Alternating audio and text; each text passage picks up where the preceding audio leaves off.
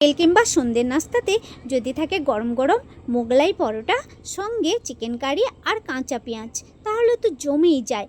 এই মোগলাই পরোটাটা বানানোর জন্যে প্রথমে প্রয়োজন মতো ময়দাকে চেলে নিয়ে পরিমাণ মতো লবণ, চিনি ও বেশ কিছুটা সাদা তেল দিয়ে কিছুটা সময় নিয়ে মাখাতে হবে, যাতে মুঠো করলে ডালা ধরে যায়। ওই পর্যায়ে অল্প অল্প জল দিয়ে মাখিয়ে মিডিয়াম মাপের একটা ডো বানিয়ে উপর থেকে সাদা তেল লাগিয়ে কিছুক্ষণ রেস্টে রেখে দিতে হবে।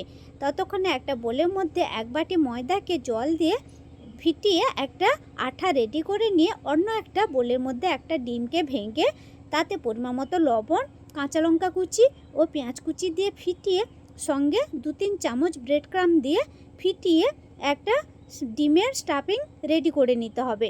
এরপর আগের থেকে মাখানো ময়দাটাকে আবার একবার ঠেসে নিয়ে রুটির লেচি আকারে বড় বড় লেচি কেটে নিতে হবে। এরপর লেচিগুলোকে বড় বড় ও পাতলা করে বেলে নিয়ে মাঝখানে ডিমের স্টাফিংটাকে দিয়ে এক সাইড থেকে প্রথমে মুড়ে নিয়ে এবারে ময়দার আঠাটাকে লাগিয়ে আবারও উল্টো সাইড থেকে মুড়ে নিতে হবে।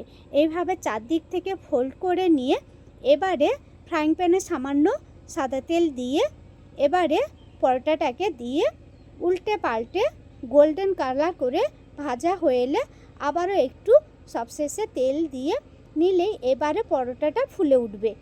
এবারে মোগলাই পরোটা রেডি।